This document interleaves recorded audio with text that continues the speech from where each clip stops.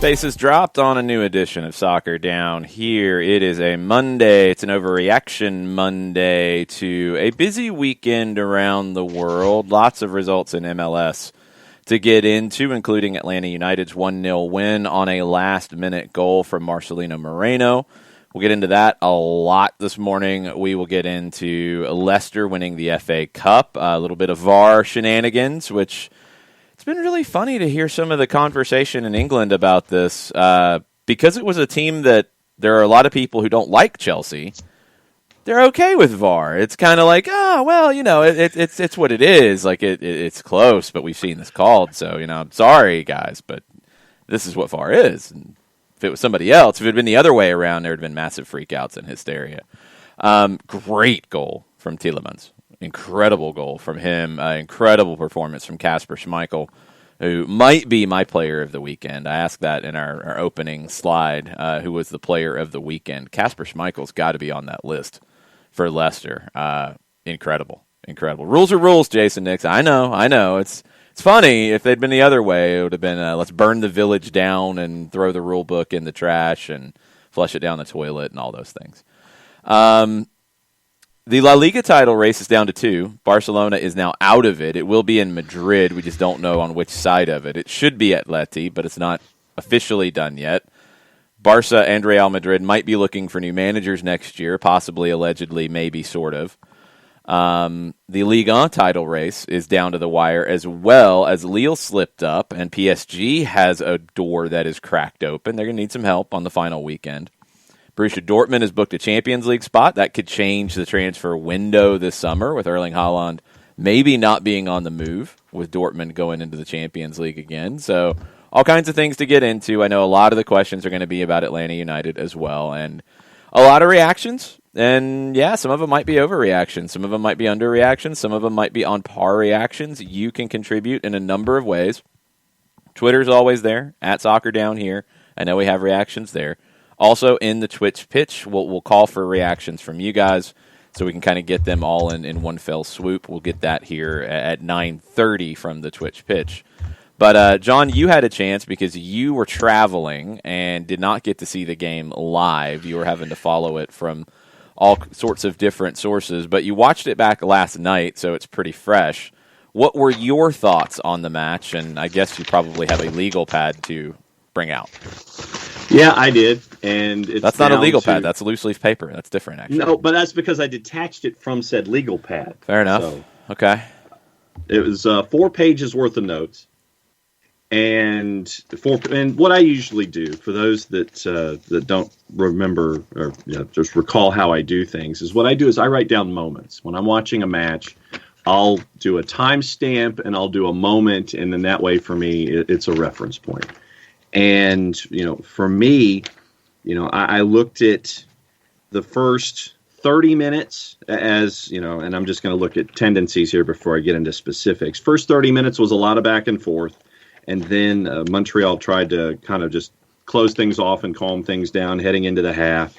Then in the second half, it was more the same. And then obviously, Jason, when I was coming home from Gray, Georgia for high school football assignment, I got to listen to the full-time report, but I was probably one of the few people in central Georgia who pulled out his phone because my phone started blowing up with social media with what happened at the end of the match. Mm-hmm. And I literally listened to the two of you on full-time report and watched the replay of Kevin for the game-winning goal. And there were a lot of different things, breaking that down that I noticed there. But a name that I wrote down a lot in my moments for watching the match from over the weekend was Marcelino Moreno. There was the instance in the 6th where he gives it to Eric Lopez, which created an early save. Then you had a drive and a shot in the early teens, Lennon to Moreno in the 17th. Then, you look at how things were in the second half. Foul creating an opportunity in the 55th. Fouled again in the 65th, trying to create things. And then, Marcelino Moreno, Walks and Moreno combining in the 76th minute to try to get something done in the corner. Moreno to across to Bello and across to Joseph that was wide in the 78th. So for me, it was a lot of stuff that was with Marcelino Moreno. One more moment was 90+1 where he kept possession alive. So For me, if you're looking for man of the match, for me, it's Marcelino Moreno. Yeah, I don't think that's a hot take or an overreaction. Moreno was really good all the way around. I mean, it's easy to focus on the goal at the end. He gave you everything he had. He was 72 of 78 passing, which were not always easy passes. Created 2 chances, 5 of 6 on longer passes, mostly big switches from him. He converted on all of his dribbling attempts, 3 of 3. And Montreal is one of the best teams defensively against the dribble coming into this. They were not coming out of it. Moreno won 9 of 10 duels, 8 of 9 on the ground. He won his 1 aerial duel, which was the game-winning goal. He was fouled 4 times. He had a huge tackle at the very end after the goal inside the 18 to preserve the 1-0 win. I thought Moreno was very good. Yes, he had a mistake. I mean, this is the thing that I think people have to understand. You know, because a guy that maybe some people are indifferent on, and I think that's maybe putting it fairly with some of the reactions to Marcelino Moreno this season. Yeah, he had a whiff, he had a miss. Okay, that doesn't wash away all of the other things that he did. It's there because every player has that. Is Joseph held to that standard? Joseph had 2 opportunities that he mistimed headers. It happens. It happens to everybody. Watch Zlatan, watch Lewandowski, watch anybody. It happens to everybody. If you only focus on something negative, then yeah, every player is going to be a 6 in terms of their ratings. Moreno, I thought, was very, very good throughout. He's been, in my opinion, and I know my opinion's not shared by everybody, and it is an opinion. I feel like we have to keep reminding this because of the reaction sometimes from folks. It's an opinion that Marcelino Moreno has been underrated in general this season. And I thought he played very well, but he's played very well in many other games this season. He got a moment in this one that he hasn't had in other games. You know, his goal before this one was a penalty that he earned, by the way, in New England. But he had a special moment here that will go down in club history, which is amazing and awesome, and you can see how much it meant to him.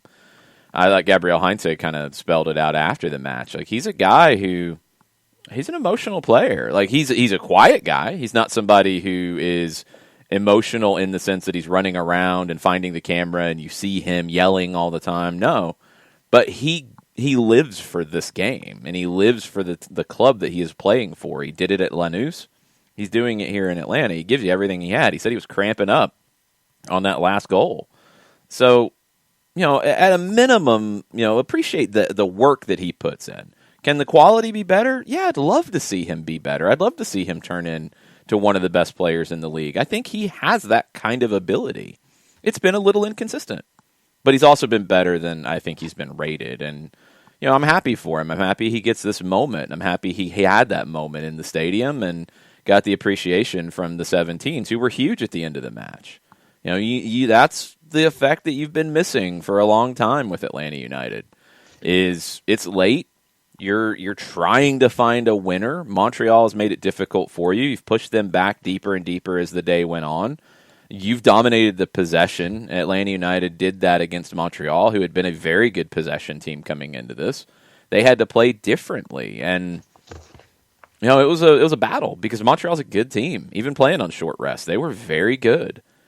And eventually Atlanta broke them down and got the win. It took to the last minute. The fans helped push that over the line, and that's an important element.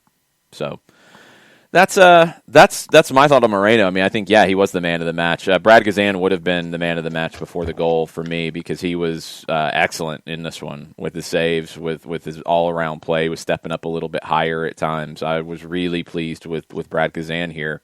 But Moreno's the man of the match. Robinson was very good. Lennon was very good. Sosa was Sosa, which we expect at this point that he's very good. I thought George Bello was excellent as well. And Bello's first touch on that sequence that led to the goal, I don't think he got a hockey assist. Man, I would have given him one. Yes. Because that first touch, it was a very risky decision at that point. If he loses that, Montreal's got to break the other way. He made the play to create the space and send Mulroney in. I thought George Bello was outstanding. Yeah, and let me run through the final play as I saw it, and let me double check some things with you. When Bello cuts inside and makes the run, and Mulroney has it right there at the edge of the box, it looked like at that moment you had four Montreal defenders that were drawn to those two guys.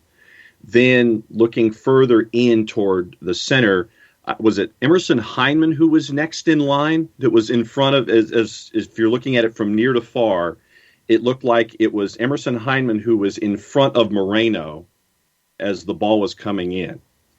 And you had a one-on-one matchup there, but then as the ball was coming in toward Hyndman and Moreno, once again you had players drifting toward Hyndman and the ball. Moreno got the one-on-one matchup, won his duel, and put it in the net. That was just what I was looking at there. Just the fact that you had four guys drawn to the two initially created those two one-on-one matchups and the chance for Moreno.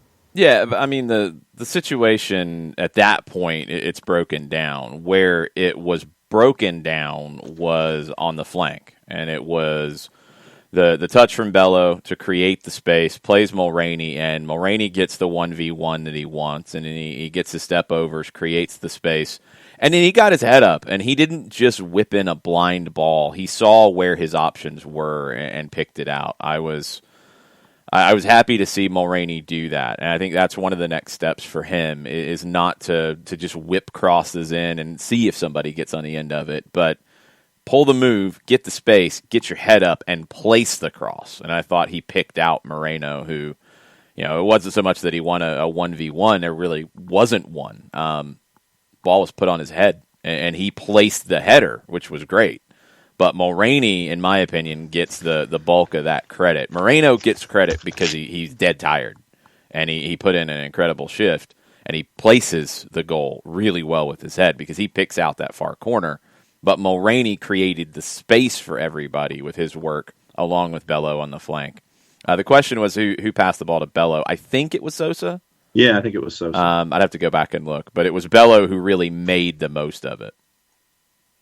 And, we talked about team goals and things like that. So in this particular instance, Sosa, Bello, Mulroney, Moreno. So you're getting a lot of different guys contributing to a possession that creates a goal. And so, for me, that's what you're hunting for. You're looking for a bunch of different guys making that small contribution to work it down to get that goal there at the end.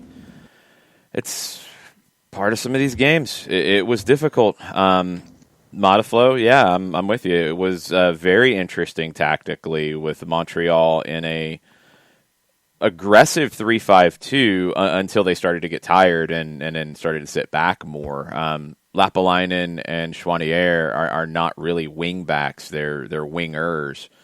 And when they were able to get into the attacking half, they weren't easy to get off the ball. It was Montreal's struggle to build out of the back, and I thought Atlanta's pressure was really good when they were in the attacking half, something that we haven't seen the last couple of games, I think just because of fatigue. So that made it really interesting, and Montreal tried to solve it with what they had to work with. Atlanta, look, I mean, the biggest change, Alan Franco was injured, which we didn't know at halftime. He had an ankle injury, I guess, coming in probably as well. And there's been a lot of different opinions on Franco. I liked his aggressiveness. He was stepping into passing lanes a lot and breaking up plays, and he was really trying to push forward where he could in terms of defending, pushing forward to defend. I really liked his performance in the first half. Others were a little more indifferent. Anton Walkes is a different kind of player, but he was very good in the second half. You're lucky to have the two of them who can split that. I want to see Franco get healthy because I liked the glimpses we saw of how aggressive he could be. But the change that changed it was Mulroney coming in because he's a little bit different mentality. And you needed somebody to kind of throw caution to the wind at times late to try to find that winner. And Jake Mulroney's been an impact guy for this team. He's been effective. So, you have to give him his credit on that goal as well. Other reactions from you before we get to Twitter, John?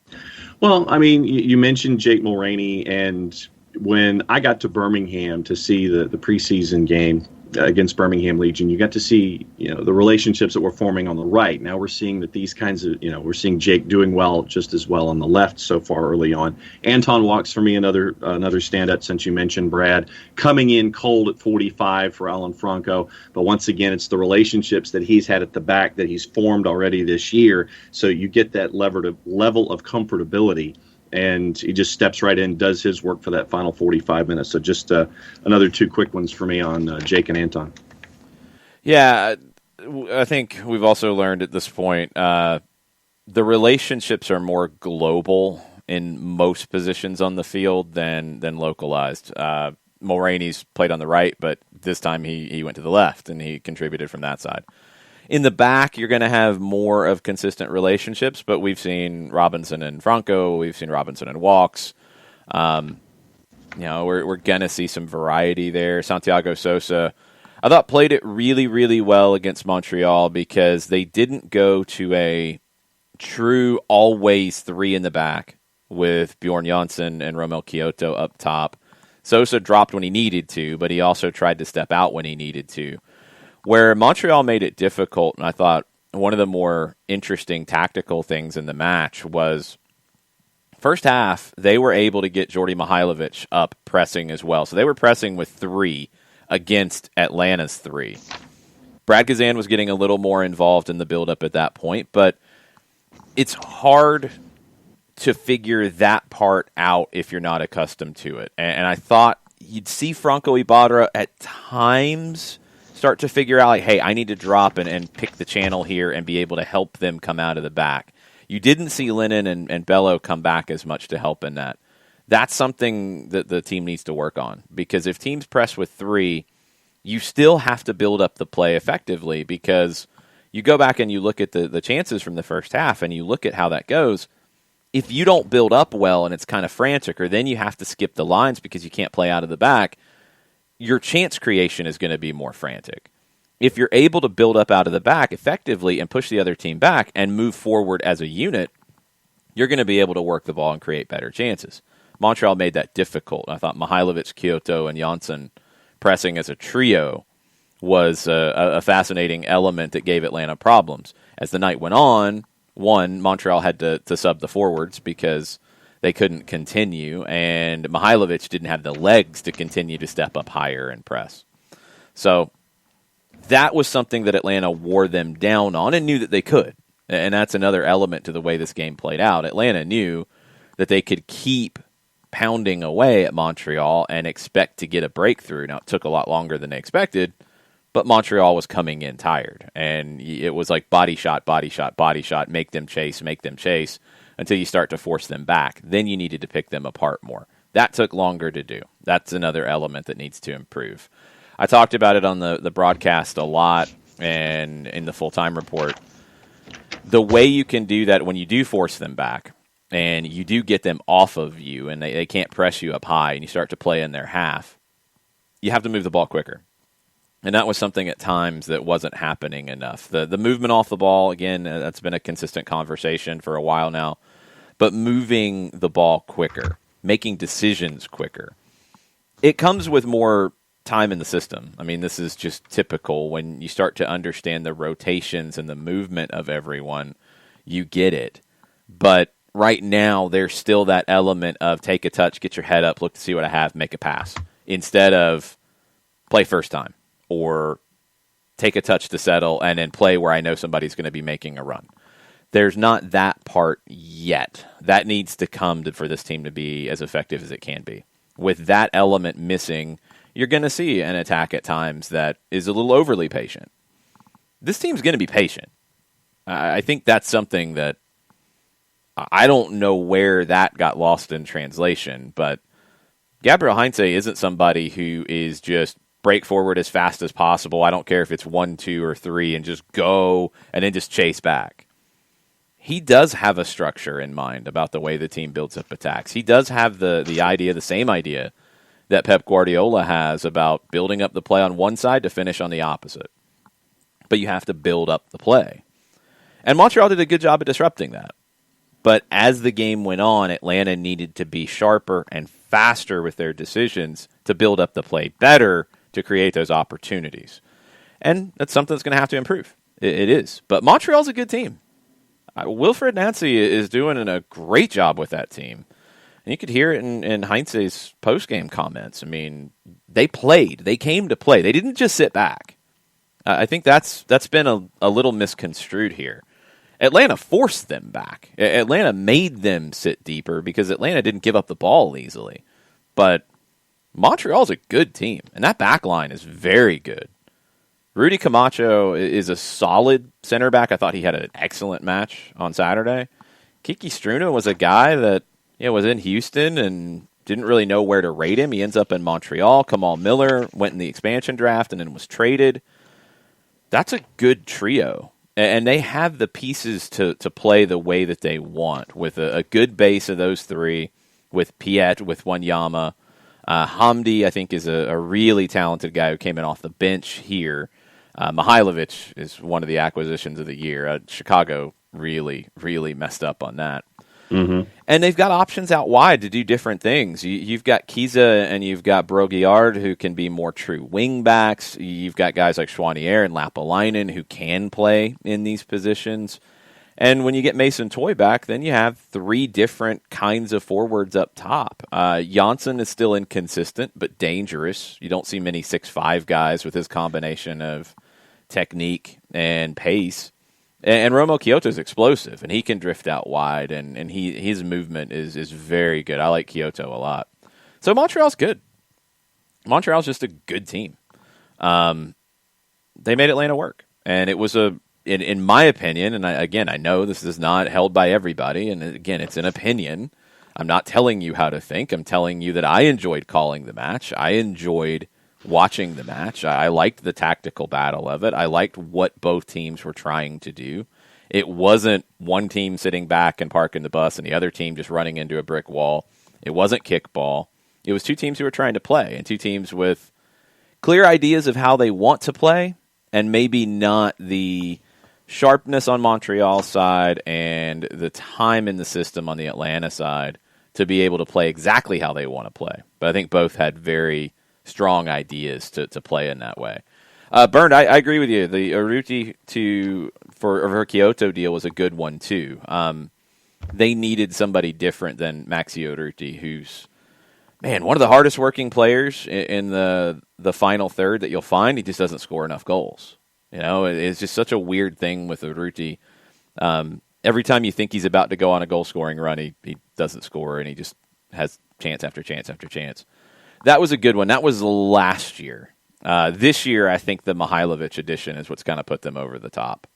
But that's a good base. That back five with the three center backs and the two holding mids, that's really good. And it's a good team. And they're going to be around in the Eastern Conference as long as they can stay healthy.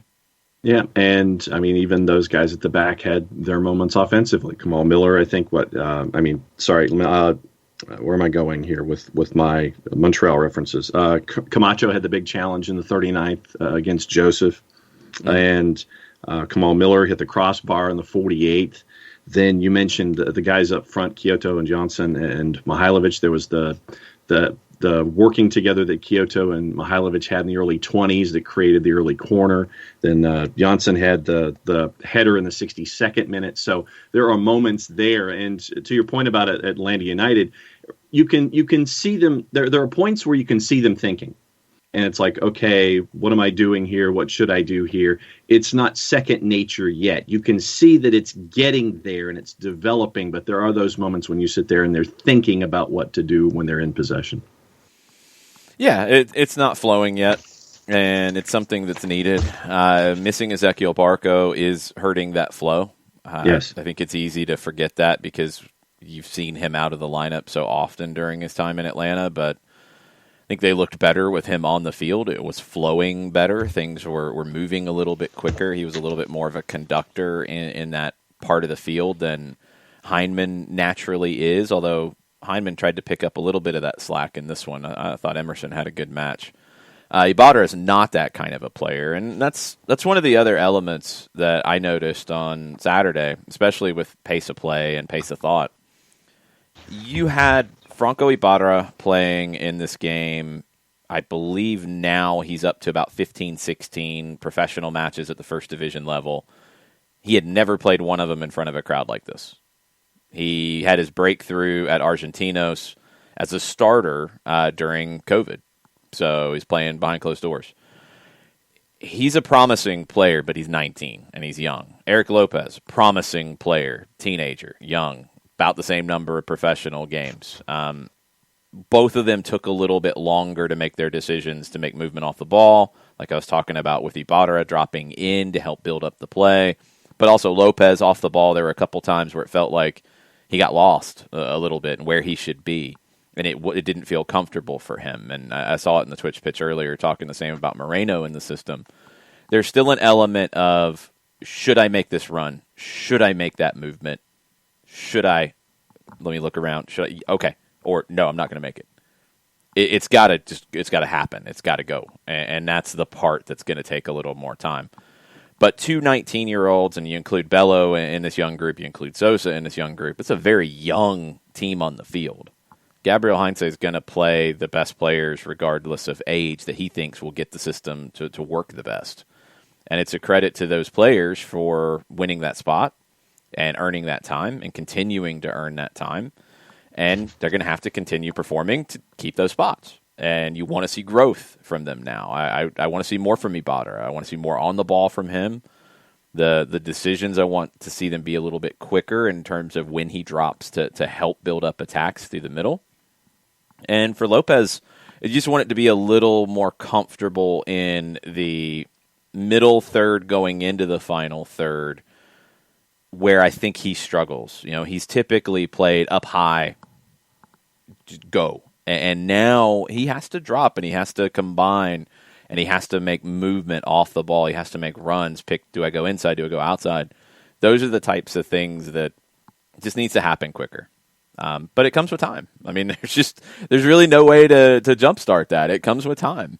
And yeah, this weekend is going to be a tough one to put players like this under this kind of pressure. Playing Seattle, who's the best team in the league right now, no question.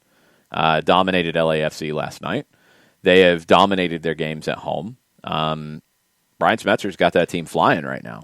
So Atlanta has to be careful on a number of fronts with them. And I can't wait to see how Gabriel Heinze approaches it. Because, you know, does he try to make them run? Does he try to make Seattle get hectic, which is not really where they thrive? Does he continue working and saying, we're going to continue to be who we are, we're going to work in the way that we are playing, and we're going to make them beat us playing our best game? Or does he change it up? I don't think Brian Schmetzer changed it up. He doesn't need to. He's got something that works. But now it's another two up top look with Will Bruin and Raul Ruidiaz, and you've got to deal with that and figure out how best to continue the growth of this team going forward while also being competitive in a game against the top team. So that's a tough balance this early in the season, and we'll see how Gabriel Heinze approaches it. Yeah, that's an interesting dichotomy as we head into this match with Seattle on the weekend. Is you've only had a handful of games as you're implementing your philosophy, and the players are getting adjusted to it, and they're trying to adjust to how things are desired when you're out there, and when you have an opponent that presents the challenges that Seattle does. Which way are you going? You know, are you gonna do things? You know, you're gonna do things your way, continue to grow and develop, and then come up with a philosophy against this particular team. You know, that to me is that's the $1 million question for me as we get into this match this weekend, and it's going to be a fun watch for those of us who aren't participating, just to see what that answer is when we get into to this match against Seattle this weekend. I saw Martha ask about Seattle being a countering team. Yeah, that's where they're at their best. 46.5% of the possession this year, 76% passing. You look at those two kind of numbers, and yeah, they're not going to try to build up a lot. They can. They have players who can play in that way. That's what makes them difficult. Is you can't put them in a box really easily. If they need to have more possession, now you're missing Nico Ladero. He has not started yet, but Christian Roldan, very technical, very good in the middle of the park. Nothing to worry about with him there. Joao Paulo, very good. Kellen Rowe is a very technical player as well. They can keep the ball if they want to. They've got wingbacks in Brad Smith and Alex Roldan. Alex Roldan was excellent last night against LAFC, and I've questioned him at right back. He's making that look stupid. He's turning into a very good right back. And their back line has held up. It's grown. You don't have Stephen Fry right now. It was Stephen Cleveland last night. But Andrade, Arriaga, and now Nuhu playing as one of the center backs in a 3 center back setup. He can kind of go on a walkabout and be aggressive, but with 2 other center backs, you can kind of harness that and make it work. So this is a really well put together team. The 5-3-2, 3-5-2 suits them, and they figured out how to play in this way even without Nico Ladero. So they are a counter team at heart, but they can keep possession when the time calls for it. I think against Atlanta, Brian Schmetzer probably looks at it as this is how Atlanta's played. I don't know how much they dramatically change. They probably will be 3 in the back against 2 center backs. And does that mean it's maybe, depending on Alan Franco's ankle, walks Franco and Robinson with Sosa a little bit higher? Could that work here? I'd love to see that look because I think it might solve what we talked about with Ibarra and recognizing those situations about the build-up phase. Sosa can drop in and give you that opportunity if Seattle presses with 3 against your 3. If they press with 2, Robinson and Walks and Franco and Brad Gazan helping out can play out of that, and Sosa can then move and find the spots just a little higher up the field. He's not a 10. I'd like to see him be a 6 who can get forward when the time calls for it. It was tough to do that against Montreal. They made it difficult for him to be able to do that. He still was effective. He was very good defensively. But he's a defensive midfielder. He's a holding midfielder. That's where he's best suited. In a 3-4-3, in a game like this, maybe he can be that extra player at the base of the attack, but also that extra player when Seattle gets flying forward with Joao Paulo and Christian Roldan and Kellen Rowe and making it difficult for the back 3. Sosa could be really important here, especially if he can be one of the midfielders rather than one of the center backs. Nico is still slated to be with us on Thursday, right? Yes. Okay. Yeah. So that's going to be fun appointment viewing and listening with Nico on the show. And you're on KJR. Is it tonight? Yeah, I'm recording today. Okay. So that's once again, as we get into this matchup, it'll be fun to have Nico on and you out there in Seattle. So that'll be fun stuff as we get later on in the week. All right. What do we have on Twitter? We have some soccer over there-ish stuff, but what I will do is start us off with the Atlanta United material. Yes. Shiva says at some point Seattle will lose a game, and it will start with us next week, right? Seattle will be the favorite by a lot, and they should be. They have been that good this year. That's the other element here, and I hope that it is understood in coming into this that Atlanta will be the underdog. They should feel free to play their game and play and know that, hey, any result you get is a bonus. Play and try to make it difficult for Seattle. Stay true to yourselves. They don't need to go in and park the bus and try to make Seattle come out and play. They could press more. They could maybe be a little riskier in the build-up and play long and then try to activate the press. They could do that at times. That's not really getting too far away from who you are. You can find that element, try to make it difficult for Seattle to build up the play. But, this is a little bit of playing with house money in some ways going out to Seattle if you're Atlanta. I'd wish that would be the case. I don't think that will be the conversation this week. I think there will be maybe a little bit too much pressure put on a game like this. Atlanta's not a finished product yet. Seattle's a better team right now. But Atlanta can go out there and give them a game, and I hope they stay true to who they are and play their way and see where they stand. This feels like a little bit of a measuring stick game for me. It's not a referendum, it's a measuring stick, if that makes sense. It's not about, if they lose, they're no good. It's no, if they lose, they lost to the best team in the league so far. And that's what it is. I'd like to see it. Also on the board, Chris Hutchison, he says, it appears to me that Joseph Martinez has regained confidence in his ability to play and take physical contact and is now working to regain his timing. I'd say he's on track for a solid recovery season. That said, we need others to step up and score on a more regular basis. You do. You need to continue to get those interior midfielders, and Moreno was that this time. Heinemann, you need to get them in goal-scoring positions. There was something I was reading last night about Guardiola's first year at Bayern. And when Guardiola went to Bayern, I think he had an idea that he could take Barcelona style and make it work at Bayern Munich. And then once he started to work with the players, I mean, really quickly he realized, like, these guys are different. You know, they didn't come up in the same way that the Barcelona players did in La Masia with an idea of playing this way. They bring different things to the table. So it'd be dumb for me to try to force them into playing a certain way. What works for this group? And one of the things that he focused on a lot, and this is something we haven't seen yet with Atlanta, and I do think it would make sense because of what you have to work with. Brooks Lennon, one of the best crossers in the league. He was 6 of 10 on accurate crosses on Saturday night. It's a really high number. Brooks Lennon is one of the most dangerous wide players in the league in terms of his crossing. You can get more on the other side from Bello, in my opinion, from Mulroney, when Jurgen Damm's around. You can get more from crosses. You've got a lot of really good, creative wide players. Mentioned it a bunch. Gabriel Heinze's mentioned it. He wants the creativity to come from the width. Okay, a lot of that's going to be crosses. Not every time. And you're going to put in different crosses, but yeah, you're going to be looking to play crosses. Okay.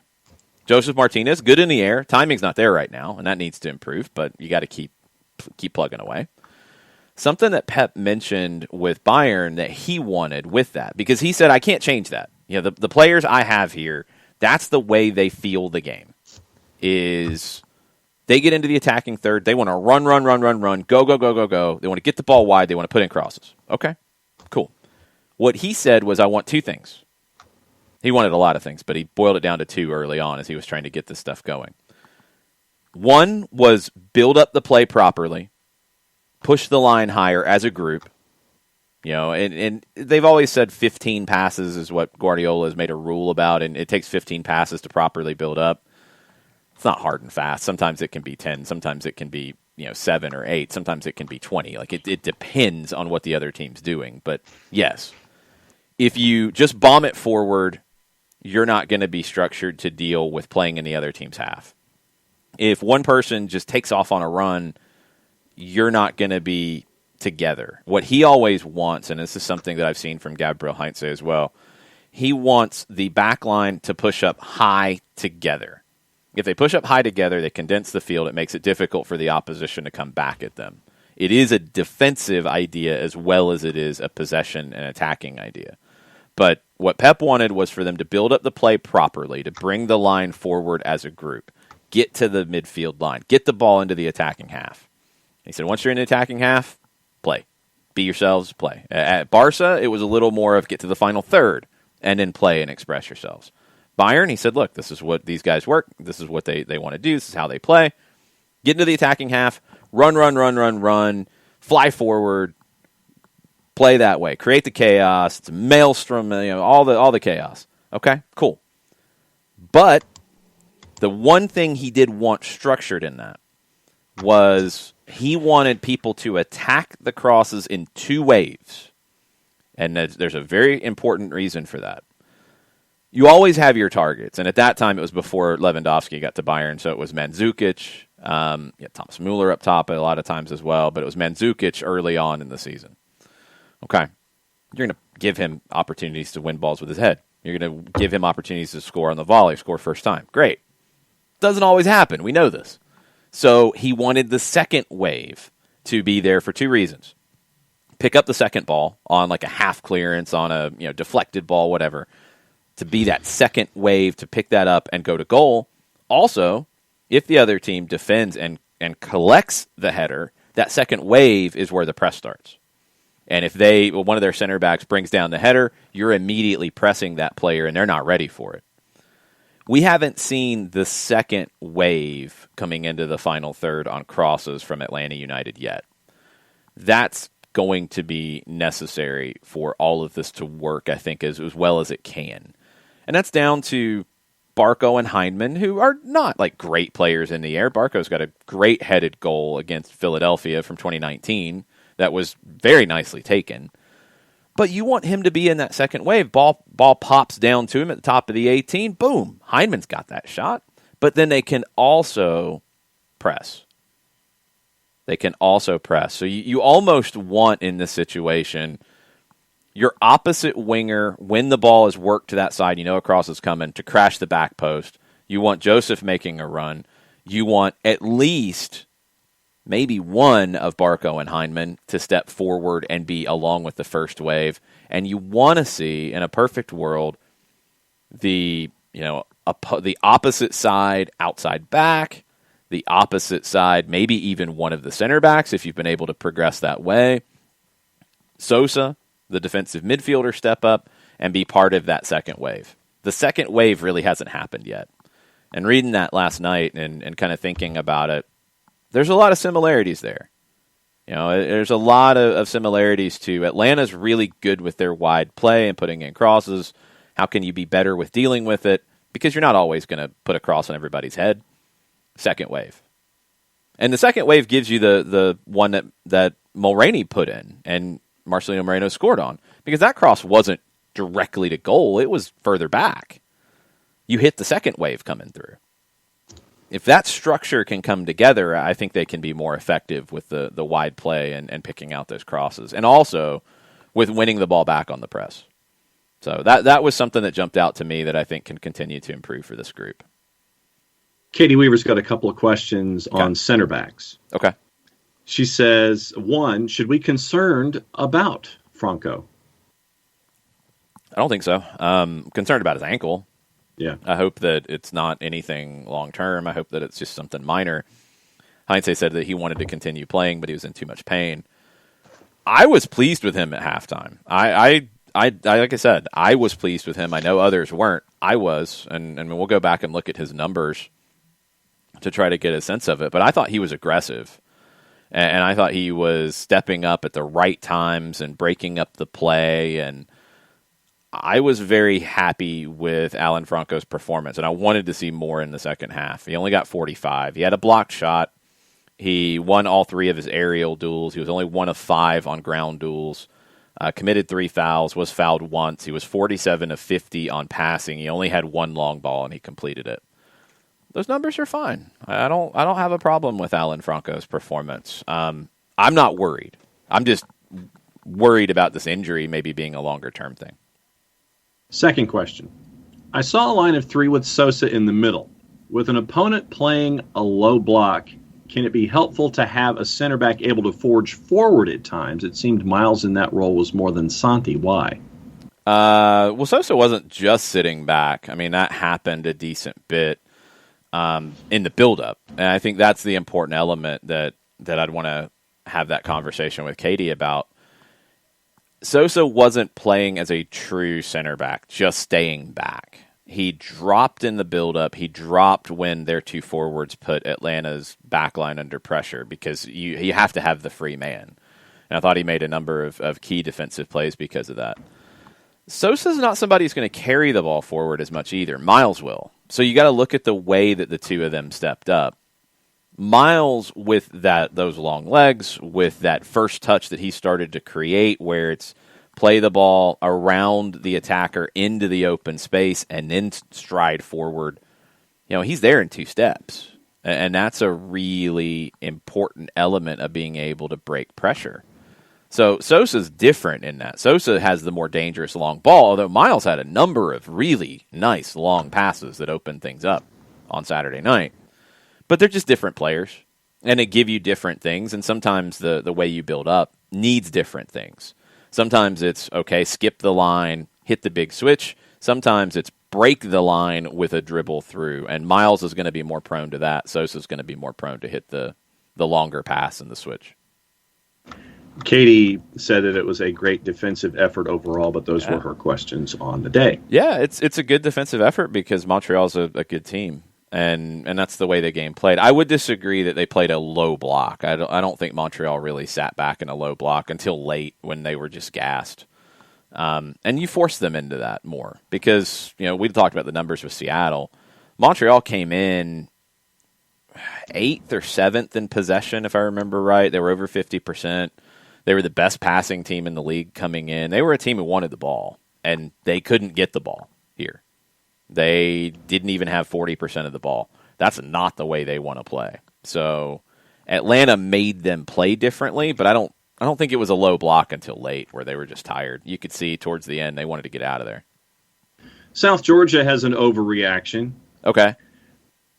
My overreaction is that we win MLS Cup and all of a sudden Bocanegra's liked again. Yeah, I hope so. I mean, this stuff's going to linger for a while, and anytime something happens, people are going to point to it and yell CCC, and that's what's going to happen. And it's part of the gig, and everybody knows that. Does it feel good when it happens? No. It's part of the gig for people to yell at you if you have an opinion that they don't like, and it's not a fun part of the gig. I'm sure it wasn't fun for Carlos last week. But that's going to happen when you're in these roles. And Carlos makes a lot of difficult decisions for this club going forward, along with others who are involved in that decision-making process, by the way. But people will point to whatever they want to point to when something happens that they don't like. And right now, that's going to be something that gets pointed to because that's the number one thing in people's minds. That could change later. That could change to somebody else. Marcelino Moreno's been that guy. Maybe he gets less pressure on him right now from people after having the moment that he did on Saturday. Okay, who's next? When Barco comes back into the team, does it turn back to Barco? And let's yell about Barco. It happens. It's a little surprising that there's so much of that here so quickly with a team that's so young and has had the success that it's had. But if that's the mentality from some, then that's the mentality, and there'll always be somebody to blame. I think Mike ran the numbers, and this start for Atlanta United is the second best start after 5 matches that they've had. I know it's a short sample size, but it's still the second best start that Atlanta United has had in this many matches in club history. Yeah. I believe it was 2018 that was the only one that was better. And that was after a season-opening loss that was no good in Houston. No good at all. I'm scrolling back. It's right here. So through 5 MLS matches, 2018, they were 4-1. 2021, 2-1-2. 2017, also 2-1-2. 2020, 2-3. 2019, 1-2-2. So, again, the overreaction, I think, early on is a little much.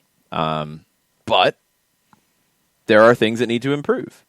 That's maybe the most frustrating element about the conversation right now is the way this team is playing is not all bad. Are there things that need to be better? Yes, 100%. They need to be able to play faster. They need to have more movement off the ball. They need to more consistently be able to have that counter press when they lose possession and do it effectively. And I think the crossing, you need to have different ways to attack the crosses. Okay. Those are all things that can improve.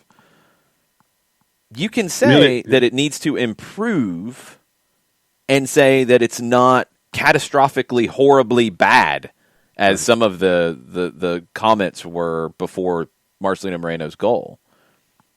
Both can be true.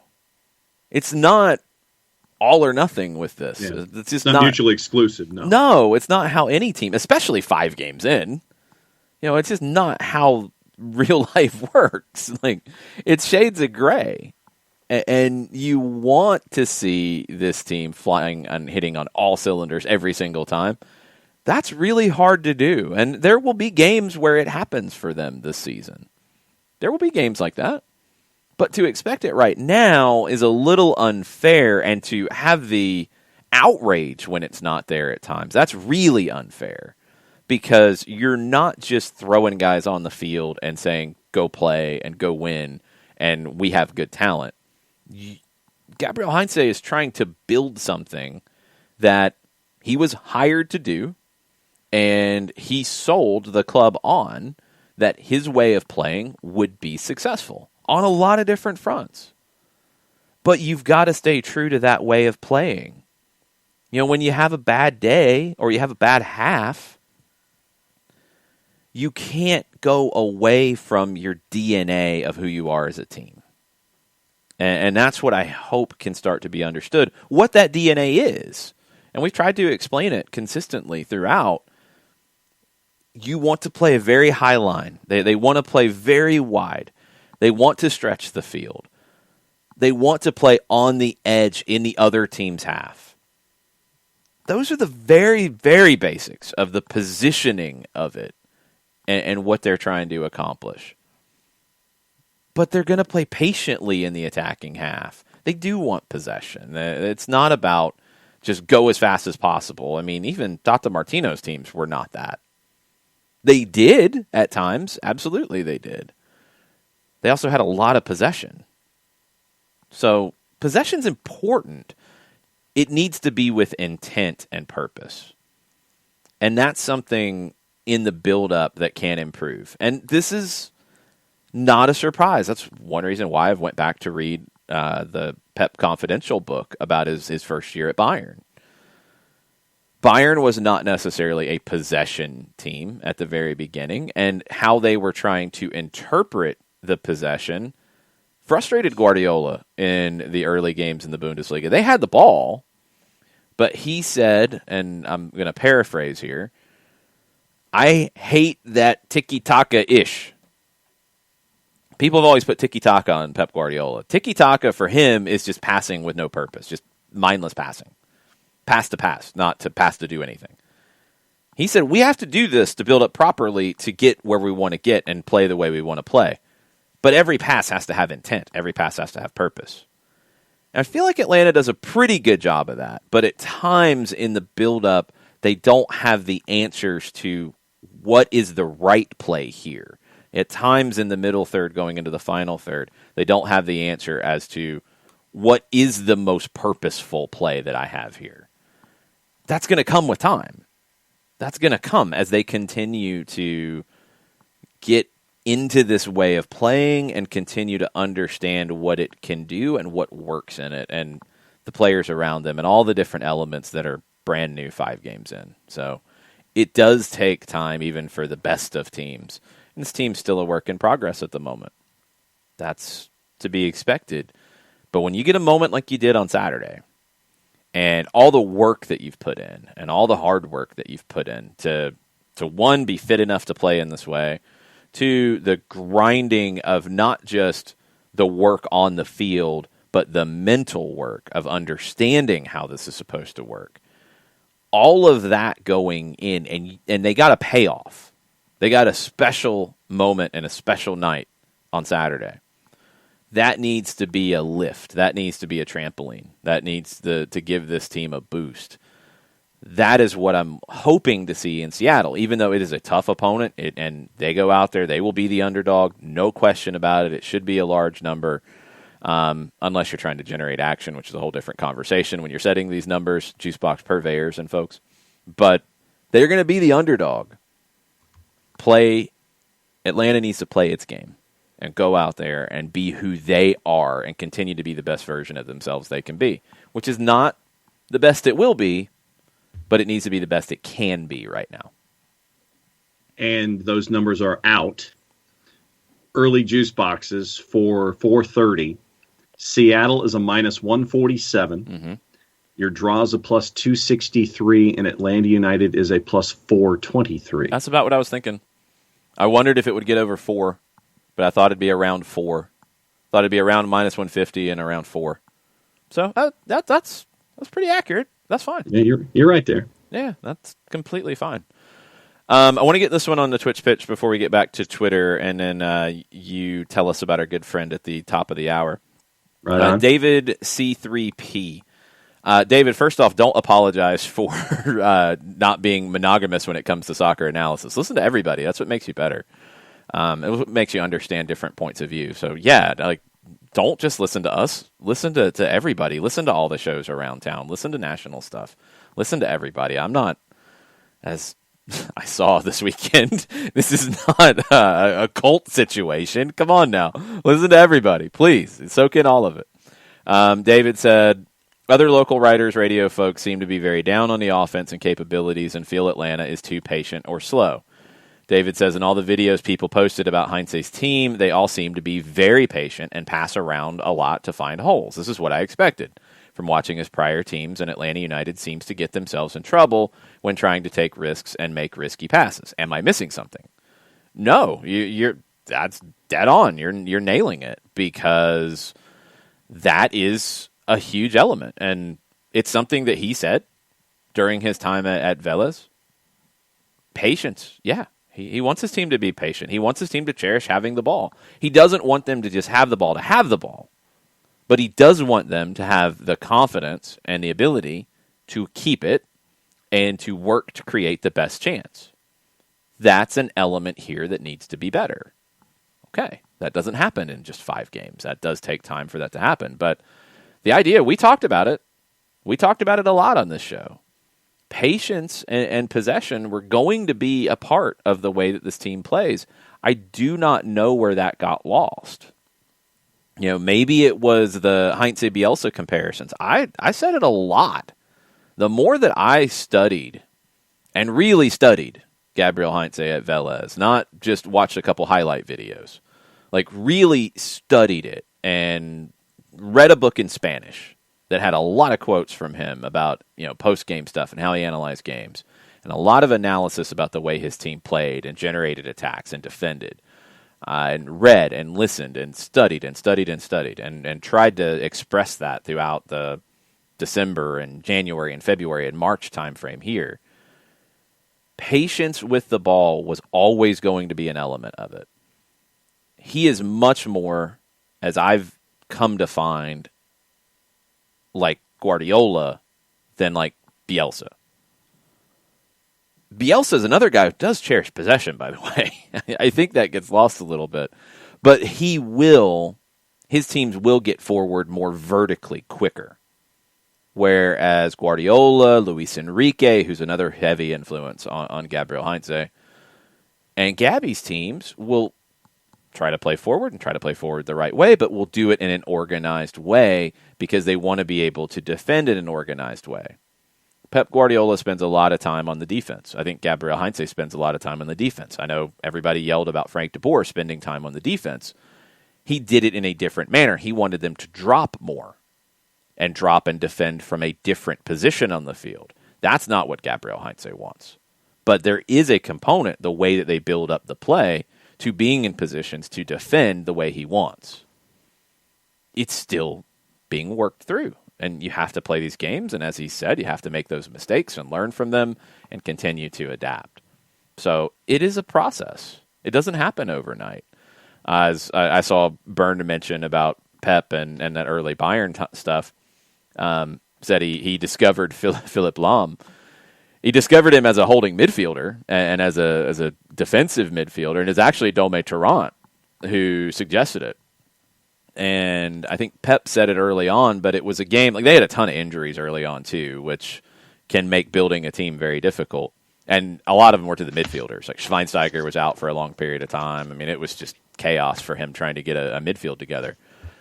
But they played a match, and I believe it was Toni Kroos as the 6 and Lahm as the 8. And Dome Tarrant was like, why don't we switch that? Lahm as the 6. And everything started to click better. And he turned to that a lot as the year went on. But that happened in a game where Dome Tarrant's like, hey, why don't we switch those two? And it unlocked something. And Pep said that was one of the most important moments of the season, that first year at Bayern, because he discovered that, hey, this team functions really well with Philipp Lahm as a 6. And that's not something he had planned coming in. That's what can happen. That's what can happen with these games. That's what's going to happen during these matches. So we'll see if that kind of stuff happens for Atlanta United. We've seen Marcelino Moreno play inside more.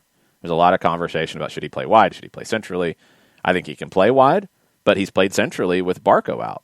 Maybe you see that reversed when Barco comes back? Does Barco play as the winger because of what you've learned? It's very possible.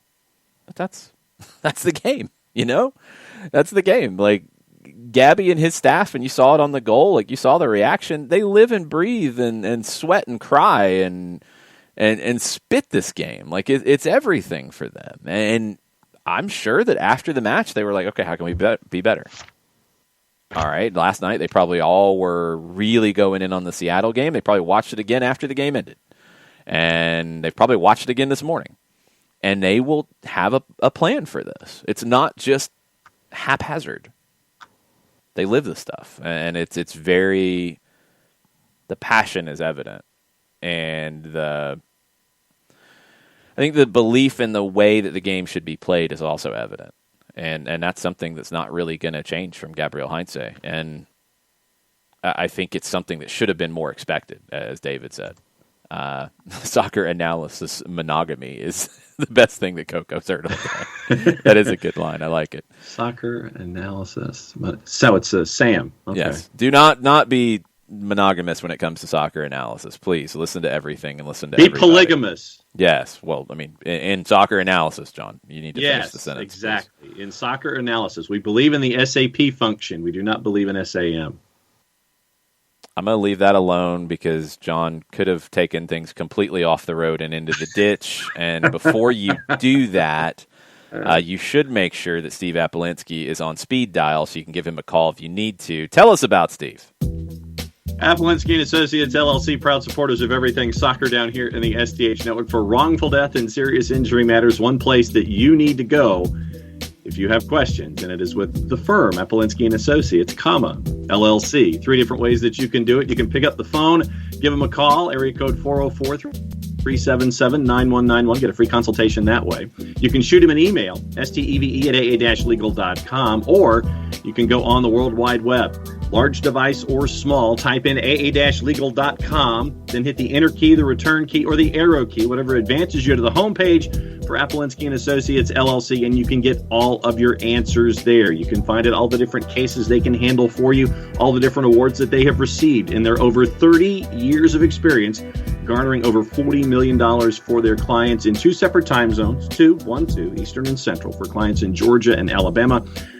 Recognized as Legal 8 by Georgia Trend Magazine for being one of the top 100 firms in this here state of Georgia. And if you still have questions after staring at the website, there's a pop-up window that pops up low right-hand corner because that's what pop-up windows do. They pop up 24/7, 365 and a quarter. You can get your questions answered there if your questions aren't answered otherwise.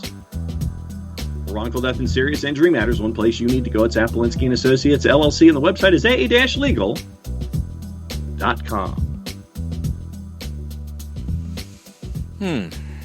Okay. Let's get into how people felt about that. First off, you kind of led us into a very weird place before. You got a wow, you got a ... from Nick Alifi, you got a what, John? From DM Tim. Hutcho reminds us that sharing is caring. That's true. No commas, Phoenix says. Jazz hands -2. That was typing. That wasn't jazz hands. Well, maybe it didn't look like typing this time around. He did that right before the read, too, shaking my head, Ricky. Me, too. I was shaking my head. You just didn't see it. Does John think he's Andre 3000 or something with them fingers moving? Okay, you'll have to explain that one to me. Do you know who Andre 3000 is?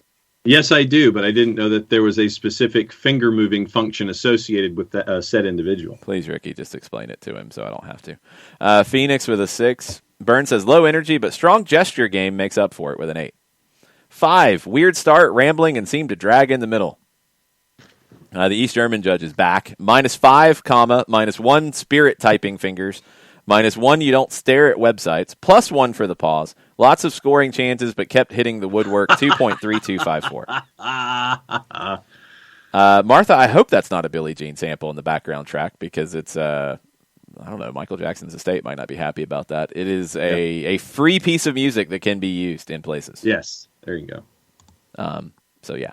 The Stankonia album cover is what Ricky is telling you to look at with the fingers. Thank you. And Nick was transmitting in Morse code. That is true, Hutcho. Thomas DeWin gives you a 10 out of 10. Thank you, Hutcho. No, Thomas. But then thank you, Thomas. Thomas is going to knock that down. 7.25, middling to average Monday vibes. Johnny Jazz Hands Nelson. That's a nickname right there. That might need to be on a shirt. It was 38 years ago today that Billie Jean came out, Hutcho tells us. That's pretty cool. Breaking news sounder, please. Oh, well, okay then. After the numbers. If it's breaking news, you don't do the numbers first.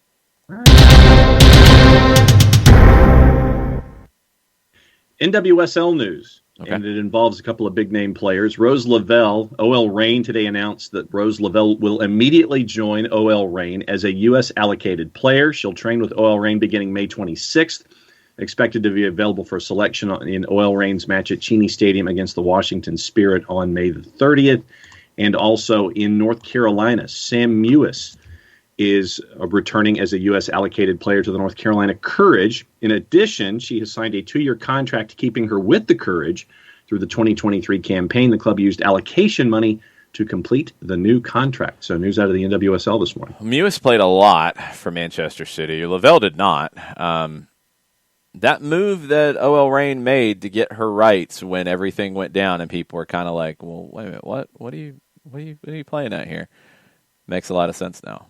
So Lavelle to the Reign and Mewis to the Courage pretty quickly because their time's up in England as the season's come to a conclusion. If you did not get a chance to see yesterday the UEFA Women's Champions League final, Barcelona blitzed Chelsea. 4 goals in 36 minutes. A spanking. Barca is now the first club to win both the men's and the women's Champions League. Chelsea could have been that as well.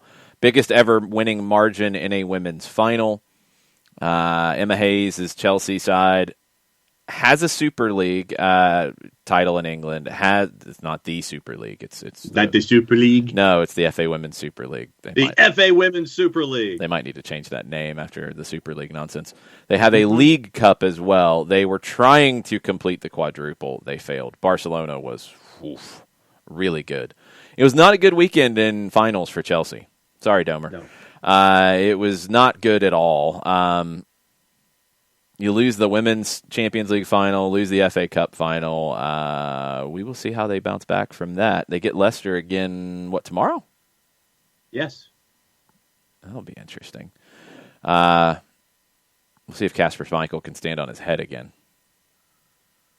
And quick note from the Courage, Mewis is expected to be available for their match on Friday, May 28th against Racing Louisville. Okay, I was wondering what kind of re-entry, quarantine, what have you, in NWSL was there. So that's pretty quick to get both of them back involved and get them into these matches. So big-time NWSL movement. Also on the Paramount Plus side of things, which NWSL is broadcast on primarily, Paramount Plus announced it will stream all 380 Brazilian Serie A club matches. That's the national competition, live each season through 2023. So we knew they had the rights, so they just hadn't really announced exactly what it would look like. Stephen Goff with the update. All 380 first division top flight Brazilian matches in the National League, the national competition, each season through 23. And I think that's coming up here pretty quickly because the state league finals have been taking place, so they should be getting close to the start of the Brazilian Serie A, and Paramount Plus will have all of that for you. Yeah, that's another one of those streaming services that I've got and can only watch it on 2 of the 3 cable boxes here in the house currently. Sharif, we had mentioned it before, La Liga going to ESPN Plus in August, and they've really had a big rollout with that, and they spend a lot of money on it. So let's see, going into the fall, going into the rest of the year so we know where everything is. You'll have in English, Brazilian Serie A on Paramount Plus. You will have the Italian Serie A on Paramount Plus, right? Yes. Starting in the fall. Mm-hmm. You will have La Liga on ESPN Plus starting in the fall. Mm-hmm. Premier League will stay where it is. Bundesliga will stay where it is. Liga, I believe, will stay where it is. I don't think that's going to move anytime soon. Right.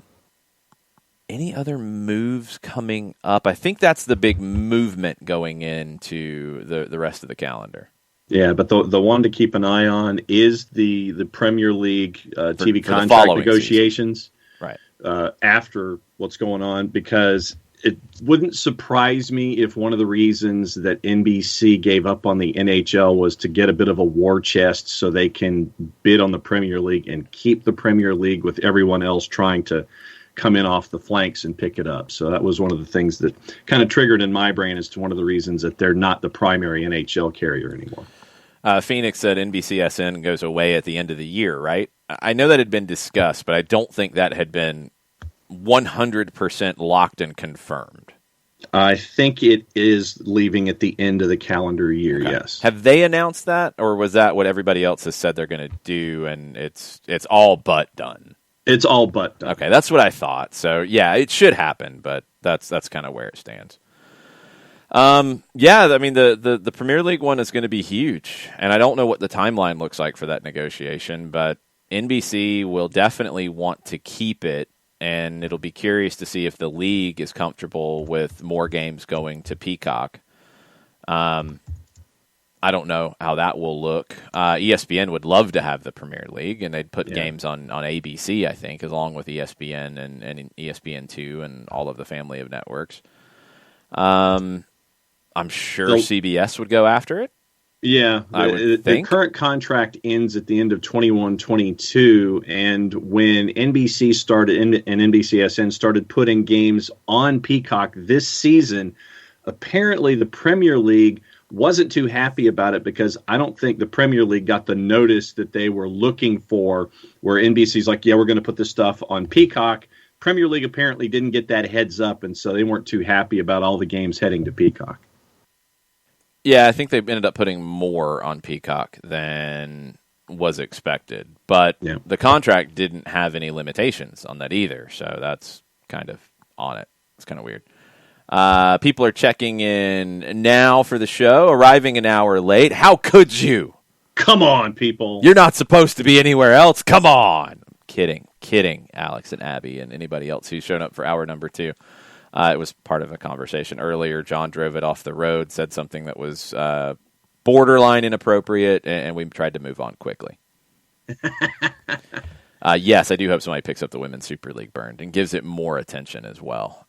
More on Twitter from Overreaction Monday. John, what you got? Got a couple more. Okay. Emilio Corsi was pleased with Jarrett's solo effort on Salty Takeaways, so he wanted to put that out there. Uncertain times. For anyone overreacting about Atlanta United showing this far, look at the standings. Every one of their opponents are in the playoff spots at this moment, as is Atlanta. Chicago's not, are they? Didn't think so. Yeah, Chicago would be the one that isn't. They've been bad. They've went in a tailspin. But you lost at New England, who is the best team and was in the Eastern Conference Final last year. You drew at Orlando. They're right there, too. Montreal's been very good this season. And then Philadelphia has actually been a little bit, stuttering in the league, just like you could say Atlanta has. Well, CONCACAF will do that to you. So Columbus would like to have Philadelphia or Atlanta's record. Philadelphia's done it in 6 games, too, and they're on 8 points. Atlanta's done it in 5 games, and they're on 8 points. Columbus has played 5 matches, and they're on 5. Toronto's on 5. 2 CONCACAF teams that kind of struggled a little bit. So, Shiva, no, I'm good with 7 teams. I'm actually really good with 7 teams making the postseason now, 7 out of 14. I like it to be more competitive. I hope, and this is going to be something for the league to kind of figure out over time, about that whole idea of how much parity do you want.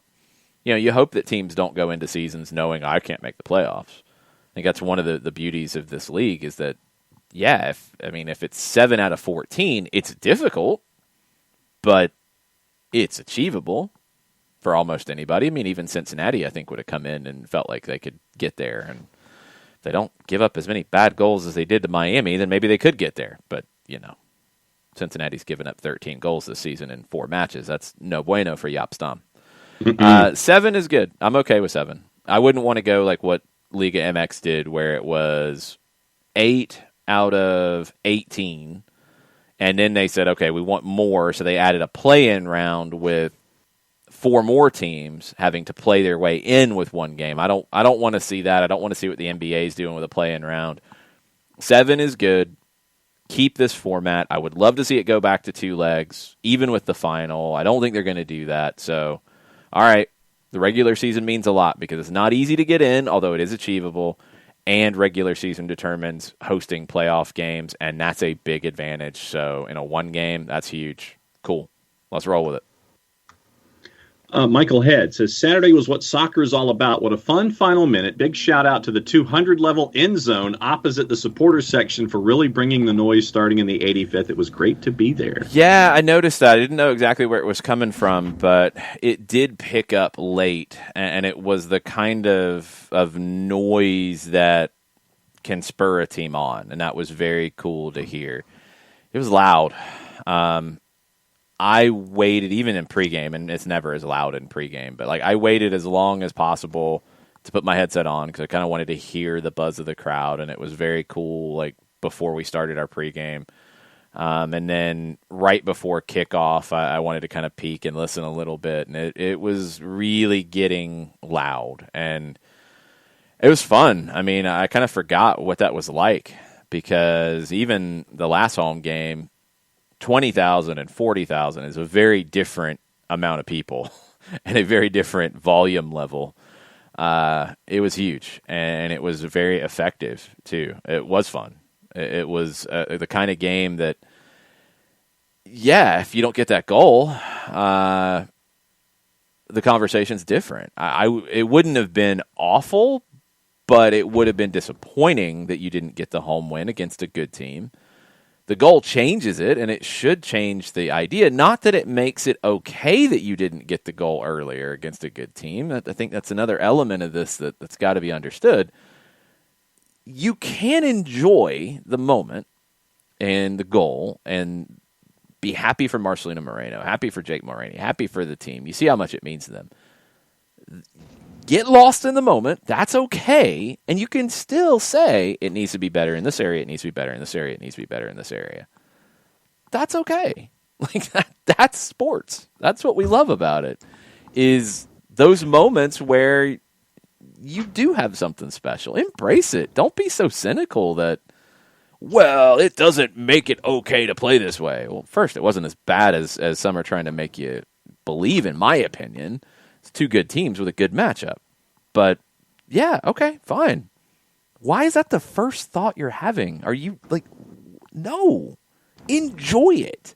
Lose yourself in the moment. It's okay. You come back to it an hour later, 30 minutes later, and say, it needs to be better. This is great, but it needs to be better. Okay, that's fine.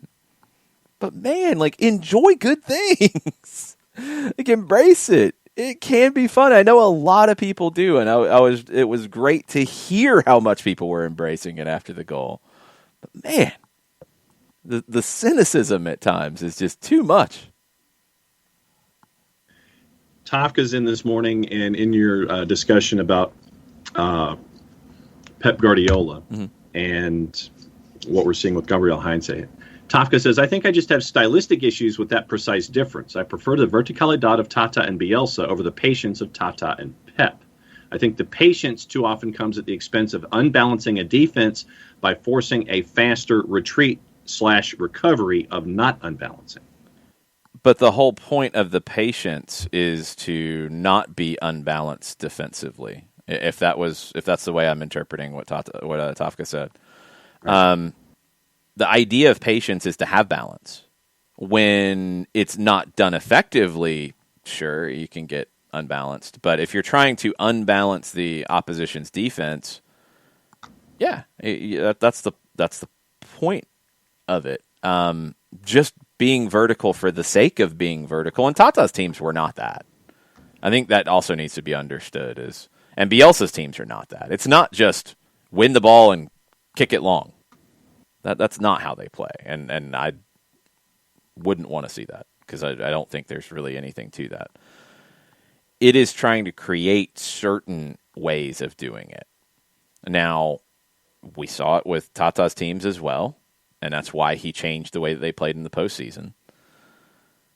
When you play more vertical, you have more opportunities to get hit the other way. 100%. Because you're not shaped to deal with that. You play vertical, you go and chase it. If the other team wins it and immediately comes back behind you, you're dead. And I think we saw some of that early in 2019 when they were evolving and changing to what Frank de Boer wanted, which was more patience, which Tata was going towards as well. 2018 versus 2017, more patience, more possession. Just no way around it. Postseason was very different. Because that gives you more control. Because it gives you more control. And that's what top teams want. The idea, and this is where I think the conversation needs to be had, because this is where it breaks down for me. Comparing Marcelo Bielsa at Leeds to Atlanta United is unfair for one big reason. Did anybody have any realistic expectation of Leeds winning a title this year? No. In the second division, different conversation. Second divisions are a different conversation in general, and he played that way. He had a lot of talent for the second division as well to work with. That's a whole different conversation. Leeds can play in this manner. It is entertaining. It does get the most out of what they have, but there's a limit to how far it can go. The best teams have to be able to control games more, and that is through more patience. What did Tata do in the postseason? He wanted to control the game more. Because you make it a track meet, you have one fall in your track meet, you're out. And in the MLS postseason, it is unforgiving. It's even more unforgiving now. You have to be able to control games. Top teams don't play chaotically. Find one. Tell me one. They don't. San Jose's not going to win MLS Cup the way they play. They're not. DC United's not going to win MLS Cup the way they play. And they're still figuring it out too, but they're going to be very hectic, helter-skelter. There has to be a structure to it. Because you have to be able to control games. It's just, it's flat out. Like Seattle counters. They don't play that way. They don't play the way Leeds does. They don't play it in any form like that. Because they counter. Leeds is more of a possession team they get credit for. They're one of the examples being used here. San Jose is more of a possession team that you think of as well. But they also invite a lot of chaos. Top teams don't play chaotically. Top teams want control. And it's something that you have to find the balance of, yes, in when it's on to go. But, and this is Guardiola, this is a number of managers, recognizing when it's on and being in the position to be able to go when it's on is the important element. It's not just play it vertically just to say I played it vertically and go chase it, because under hit ball, people streaking down the field to win that vertical ball, under hit, boom, coming back at you, you're dead. You're dead. That doesn't work against the best of the best. And you give up bad goals because of it. There has to be some structure. And I think the best teams have more structure than lesser teams. A couple of other thoughts, non-Atlanta United, that will catch us up on Twitter. The first one comes to our Billie Jean discussion that we were having on Twitch. Yes. Chris Hutchison links to Brian J. Jones, who said that Billie Jean was the moment of a major seismic shift in pop culture. It wasn't something you needed to look back on years later to say, that was the moment. If you were watching Motown 25, you knew that was the change. And do you want to explain what that was at Motown 25? So people who didn't watch that when it happened in 1983, maybe people who weren't born in 1983? Yeah, when Michael Jackson came back to sing with his family, Buddy broke out Billie Jean and showed the moonwalk for the first time on stage. It was the moonwalk and Billie Jean at that televised special that was a huge element. MTV finally embracing black artists was a huge element as well. They couldn't deny it anymore at that point, and they just they embraced it. And yeah, it was a sea change, and Prince came along with it, and Janet, and so many others. But yeah, Billie Jean was that whole album was the one that changed popular music at that time. And then Nathan Pugh with a little soccer over there. He says, a weekend of timely and sexy foreheads. Pure bedlam. Those beautiful heads can paper over all the cracks. I don't care what unadulterated joy. That's his hashtag on par reaction Monday in reference to his favorite goalie. Yeah, what was West Brom doing on the marking there? Like the goalkeeper comes up nothing. And you probably expect the big 6'5" guy to be a target. Yeah. Like they ran away from him. Yeah. It's like, what are you doing? It's a great header, and it's another great moment. But wow, what was the marking on that? There was no marking on that. Unbelievable, because corner just pick him out. He heads it home very well. But wow, what a moment though for Alisson and with everything he's went through this year. I know Domer's scared. I know Chelsea is scared. Liverpool's coming. Can Chelsea hold on? Trying to see. Okay, yeah. Big Sam, after the match. Oh, jeez. Yeah. After the match, Big Sam said that West Brom, who defended well in Sam's mind, were let down by decisions made by referee Mike Dean. In his post-match, he goes, Big Sam says, quote, you know, Jurgen, he always thinks he's right, doesn't he? He's always right, so maybe I am today. He's a lucky man tonight, and he knows it. Okay. Big Sam was fired up. Mm-hmm. Gravy must have been really good after the match. Yes, Sam was especially apparently livid that Kyle Bartley had a goal disallowed as Matty Phillips was deemed to be offside, obstructing Alisson's view. So he went and he was in pretty good spate of anger, Big Sam, after the match. Kind of misplaced. Yeah, dude, kind of Mark the tall guy. Yeah, exactly. And Domer, you're 100% right. The anxiety is what makes the sport great. The love-hate relationship with these moments for Chelsea. I mean, yeah, it's the kind of situations you live for. I think it was Anton Walks who said, I think it was with us, as he grabbed a headset right after coming off the field, and it was either him or it was Brad Gazan. I actually, now I'm thinking about it, I want to say it's Brad. In the post-game stuff, it was chaotic on Saturday night after that goal. So I think Brad said it, that it's almost better to win that way, which was more stressful, than to score in the 20th minute and win 1-0. You know, it gives you a different kind of boost to win the way that they did. That's why we love it. Thank you, Abby. It was Brad. Those moments are big, and you got to ride those moments. And right now, Liverpool's got a moment to ride, and Chelsea's got an opposite moment to ride. They got to get off that train and take it in another direction. They get a chance to do it quickly against Leicester on Tuesday. So where is that match, by the way? Which one? Chelsea and Leicester tomorrow. Chelsea and Leicester tomorrow. Efforting that. I think it's at King Power, but don't quote me yet. Because there will be fans. Patrick, do not get me a Sam Allardyce or Steve Bruce cameo greeting for my birthday. Please don't do that. Oh, that'd be great. Please don't do that. I don't need that. It's at Stamford Bridge. Okay, so Chelsea's at home. That's going to be a big boost to have. I think up to 10,000 or around that is what they're saying. I can't remember if it's percentage or if it's a number they're allowing. It's both. In some cases, if your capacity is below a certain number, then it goes to percentage and things like that. Okay. That could be the boost that Chelsea needs in that match. So I still feel good about Tommy Tuchel. I'm not freaking out about Tommy Tuchel. So. Yes, 5 takes. 5 takes says, I've got hope and elation with Chelsea to fear and trepidation in less than a week. That's what we love about this game. That is what we love about this game. It can drive you crazy sometimes. What else we got on Twitter?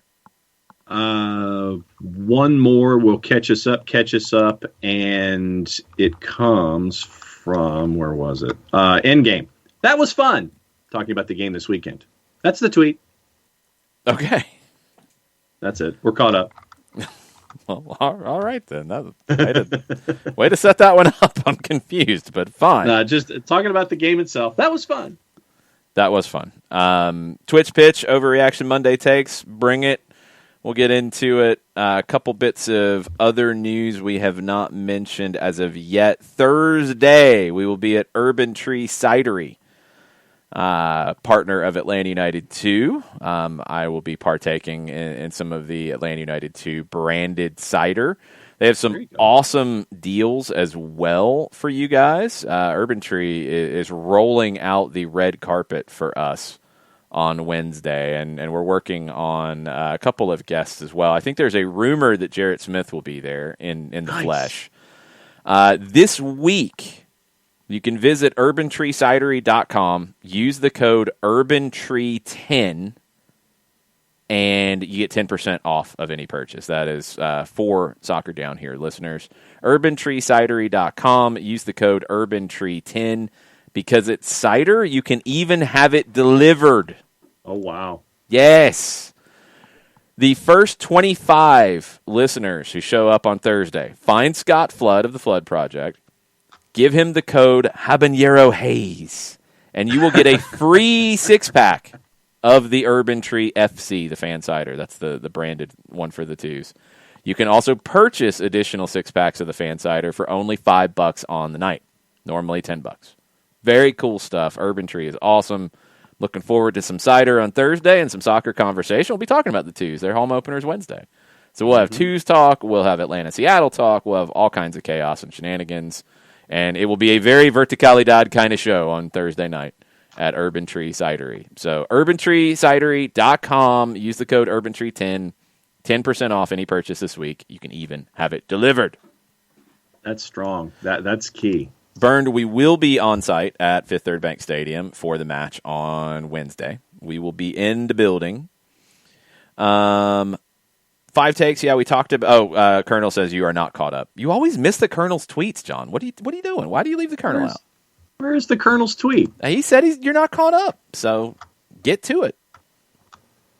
Man, Colonel's gonna. Colonel resend it. I know that we're looking. We got a game at 3:15 this afternoon that we're keeping an eye on. I'm sorry, Colonel. I'm sorry.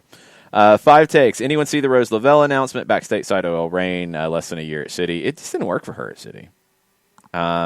She's got to play consistently, though. She's so good and so talented and so creative. This was not a good year for her. All right, can she bounce back? Can she stay healthy, too? And that's been a little bit of an issue. But going to OL Reign, yeah, there's expectations for her. And this is one of the things that I think will help the NWSL and the U.S. Women's National Team continue to grow, is that expectation and pressure. I think at times there hasn't been enough pressure. You know, she needs a better season. She's a fun player to watch. She's an incredibly talented player, but she really didn't make it work at Manchester City. For whatever reason, it didn't work. So now, need to see more. There's also concern about Julie Ertz being injured from NWSL this weekend. With the Olympics coming up, that is not what the U.S. Women's National Team wants to see, because Julie Ertz might be the most important player they have. Sam Mewis is right there, and Sam Mewis can pick up the slack, but you like to have both of them in that midfield, and questions about Ertz and her health, and I think we'll learn more this week. Yeah, I think they're going to do an MRI on her knee and try to figure out what's going from there. But yeah, it was very, very, very, very short sentences after the Julie Ertz injury, and get news there as soon as Chicago wants to put it out there into the ether and figure out where to go from there. Well, did you find the Colonel's tweet? No. Oh boy, Colonel, resend it. What's this guy doing? I know, really. No, you. That's what I'm saying. I was talking to myself, and apparently the Real Madrid Atletico La Liga title deciders have been moved to avoid a clash with the Eurovision Song Contest. Well, of course they were. The games are staggered a little bit in Spain, but they are going to be at the same time. Liga will come down to the last weekend as well, after Lille was a little disappointing and drew while PSG won. There's talk about Ronald Koeman, 99% certain, according to RAC1, that he will be leaving Barcelona. Xavi is arriving in Barcelona on Monday because the Qatar season is over now, and he's going to come back home and stay in Catalonia for a little while, and of course probably talk to Barcelona. Zinedine Zidane said that he downplayed reports linking him to an exit from the club. Fabrizio Romano said that Max Allegri reportedly met with Real Madrid and wants to succeed Zinedine Zidane. They have been in direct contact, Allegri and Real Madrid, since March, according to Fabrizio Romano. So you could have changes there. Wild scenes in Spain. I mean, we had wild scenes in Atlanta. We had wild scenes with Liverpool and West Brom. Wild scenes in Spain with the late goal from Luis Suarez. That really puts the title in Atleti's lap at this point. Barcelona's out. It's down to Real Madrid and Atleti. Atleti wins their title. And they should win this weekend, but they have made it a little difficult. Yes. One thing that's been on the news this morning as well, before we get back into the Twitch pitch, there's been some moving trucks in Turin. Cristiano Ronaldo has removed his cars from his garage in Turin. Now, we know that his mother wanted him to come home and play for Sporting Club. Jorge Mendes, his agent, said that's not happening. Sempre Calcio has published a video, and it was on TIC earlier as well. You could see people loading Ronaldo's supercars, better than the Super League, supercars. Supercar. Loading them on a truck. The truck is from Rodo Cargo, a well-known transport company based in Lisbon. And the video shows the superstar's cars being removed from his home in Turin. The arrival of the cars in 2018 was a huge sign of Ronaldo coming to Juventus. The fact that they are leaving could mean that he is leaving as well. This is where we're at with things. Yeah. We're checking cars being moved. Yeah. Oh, the Colonel's tweet. Now Colonel. Oh, boy. Juice box purveyors are saying that it's at 3:15 Eastern. Colonel's tweet has it at 3:45. We've got this is important. We have the championship playoffs, the 3, the 4, the 5, and the 6, starting at 1 o'clock, with Bournemouth hosting Brentford at the Vitality. Numbers are pretty even across the board. Swansea heading to Barnsley. Barnsley's at a plus 123. Swansea's a big dog at a plus 284, and your draw is almost a plus 200. So, Colonel's saying it's at 3:45. Juicebox purveyors are saying 3:15. So, wow, both on the plus. Need to figure that out. Perfect, Tommy. It's a very measured reaction after yesterday's Super Classico, at least for Tommy. Tommy is a River fan, and River was missing a whole bunch of people. But they did get a draw, which after Carlos Tevez shoved the defender in the back and then converted on the header. They got the goal in the second half, went to penalties. Boca ended up advancing in penalties. So, it's expected from River. With all of the absences due to COVID, it was expected. No real shock there. So, I guess you got to be happy with the way they played, Tommy. It's a weird situation. Like, I thought at one point Marcelo Gallardo was going to be out of that because he had tested positive, but then he was there. So it's been a little hard to follow. But now the concern for River this week is the fact that I think all 4 of their goalkeepers on their Copa Libertadores roster have tested positive for COVID. Yeah. And they don't have a goalkeeper. So how does that happen? Yeah. How do you deal with this? I don't know. I haven't seen an answer to that issue yet. They play Wednesday, hosting Independiente Santa Fe. So that will be fascinating to see. River is in second place through 4 games, although the group is kind of wide open. Fluminense's got 2 wins and 2 draws. River has 1 win and 3 draws. Junior has 3 draws and 1 loss. Independiente Santa Fe, 2 draws and 2 losses. So everybody's still in it with 2 to play, but River has both of their remaining games in Libertadores at home. They just might not have a goalkeeper. Yeah. That's a problem. Colonel, the Plus is listing the games at 12:50 and 3:10 on the Plus to come on with the championship. So I don't want you to get caught at 3:45, 30 minutes into the match. So 3:15, is when it kicks. 3:10 is when Barnsley and Swansea playoff leg 1 is on the plus. Ricky lets us know that Urban Tree has great cider and cider cocktails. I've not had a cider cocktail. Oh, wow. I might have to partake in that. I'll have to sample that. I don't know about the habanero, though. I'm not a big fan of habanero in general. Habanero cider is really fascinating. Maybe a sample. Tiki Taka says, I would guess that Atlanta is already in the bottom half of the league for minutes played by designated players. It's been a common problem for us for a few years. I would assume they would be, with Barco being out, with Joseph not being 90 minutes fit all season long, and with Franco coming in late and then having an injury and leaving early. Yeah, they have to be. There's probably some others around that too, but yeah, it's those players, and you don't strictly look at players' impact by how much they're paid or how much it costs to acquire them. But yeah, those are your players that you expect to have an impact, and so far, it hasn't been as big of an impact as you would like for them to have. You've had injuries, and you've had Joseph getting his way back into form. Hopefully that continues to change, and they become more impactful over time. Sean Vergara says, overreaction, Tottenham getting a European spot. Are they going to be in the conference? I think they might be in the new conference, yeah. Are they going to be in the Conference League? Let's see. They're in right sixth. Now. They're seventh by goal difference. Okay. No. Sorry. No. You're right, sixth. Yes. I was looking at the wrong place. Yes. Sixth by goal difference at 59 points. And they've got Villa as their next one. Villa is in 11th and 10 points back. They might be in that new conference. Well, I think right now they're in a Europa spot. Is it they are two Europa spots and then one to the conference? Yes. So 2 Europa, 1 to the conference. Okay. Right now, Liverpool and Tottenham are going to the Europa League, and West Ham is going to the new Conference League. Everton is still in the mix. Arsenal's still in the mix. I guess if Leeds flipped, no, they're not going to flip goal difference because they've conceded so many. So Leeds would have to have incredible miracles for that to happen, with a lot of losses and 2 wins and a whole bunch of goals. Yes. Not happening. But Arsenal and Everton are clinging on to hopes to get into the UEFA Conference League. I'm sure. I'm sure they are. Coco, Overreaction Monday take. Heinemann is ready to step into a bigger role.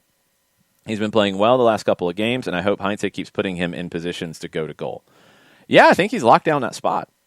And I think he is somebody who needs to be part of that second wave we were talking about before on crosses. Be that guy hanging out at the top of the 18. We've seen him with dangerous chances from 18, 20 yards out. Continue this. I think Heinemann has played very well this season, and he's been very good defensively as well. I thought he had some big defensive plays on the weekend. I was really impressed with him. Abby, lots of overall excitement in all caps as Saturday advanced. Up early like first game of the season, set up for the tailgate at 1. Tailgate started at 2. Hugs of many missed peeps. Went to see the team get off the bus, then the signing of the Spike, visits at the tailgate by Darren, just pure excitement. It was cool that it felt mostly normal. It felt mostly normal. For a game day, it felt pretty typical. Like, I got in really early. People started to come into the building. You heard fans reacting when the team arrived first, and there's always like a small number of fans who come in immediately, and they react when the team gets off the bus. And then when the team came out to warm up, there was definitely a bigger roar than we've heard in a long time. And it felt pretty normal. And that was nice. That was very, very nice. Ricky, we will talk about that with Urban Tree, how the partnership with the Twos came about and how the fan cider came about. We will talk about that on Thursday. Faux show. Karanhel says, is Rose a better national team player than a club player? She has been. And this is maybe one of the next elements for, I think, the women's game. Is the club game has to be as important or even maybe more important than the national team games. You know, for the day-to-day of the clubs and the leagues to grow, the players have to prioritize the club games as well. And I think right now that hasn't happened. it needs to continue to change. I don't think Lavelle's like holding back in club games, but it's not maybe the priority for some, and it needs to be, because that's the day-to-day growth. And we've seen it with MLS and the U.S. men's national team. Over time, the conversation has shifted to MLS talk every day, and these players are living in the MLS world every day. When they go join the national team, it's great, but it's not all the time. And that needs to be the case on the women's side as well. She wasn't good for City Burn. I totally agree with you. Mazzano says, now that things are settling down from the pandemic, have we heard any more rumors or chatter about a women's pro soccer team in Atlanta? Not directly. I don't think it's gone away. I do wonder what the timeline looks like because of just how the business has shifted over the last year. I do think it happens, and I'll go back and remind of what happened in our Five Stripes countdown in March of 20 against Cincinnati when Arthur Blank joined us on 92.9 The Game, and he brought up the fact they were looking at a women's pro team. Not asked about it. He brought it up. Yeah. Then the pandemic hit. So I don't think they've stopped looking at it. I think the NWSL is in a better place now than it was then, to be perfectly honest, which is incredibly impressive. But I don't know what the timeline is, because to make it happen, you've got to build out facilities, you've got to build out fields and space at the training ground or at a separate training facility. Like you're full there. You need room to do this, and they did acquire land, so it can happen. But then you got to build that out. Then you've got to start the plan of building the brand and the franchise and all of that out. And I don't know if that timeline is 2 years, 3 years. I don't know what it looks like right now. But I wouldn't assume that it's gone away. I just don't know how the timeline might have shifted. I don't know what the timeline was to begin with, but I got the sense that it was sooner rather than later. It might be a little bit later now, is basically where I'm at, Mazzano. Shiva, I've been very impressed with Lennon's crosses. Wait until he finds Joseph, and no one will question the Gressel move anymore. Plus, LGP's already on like a million yellow cards. Mm-hmm. He's struggled in the last two games. Bjorn Janssen is probably still popping up in his nightmares. He gave him some fits on Wednesday. LGP had some bad giveaways yesterday. He's always going to get yellows. Ultimately, I think those moves were correct. I know they're painful for people. I know you're talking about fan favorites, but ultimately, yes, you got younger in both of those positions, and you readjusted your budget with those positions as well. And it's something that has to continue to happen because, as was pointed out last week in all of our conversation about all this, you get bonus allocation money when you start the team. And I think the front office was very smart about, for example, saving some in year one to be able to go out and bring in Darlington Nagbe when you did. But you didn't get the same amount of allocation money every year that you started with. So once you used that, and once then contracts came up and people wanted raises, it's hard to balance everything. So then you have to make moves to bring in more allocation money, to bring in more cap space, or get younger, get cheaper. Like, that's just the nature of this league. That's the nature of a cap league. You can't just hold on to players because they're fan favorites. They have to continue to be effective, and if you can get better and younger and cheaper, that's what the top teams do. And that's the challenge, is when you do that, you do have to get better, or at least maintain.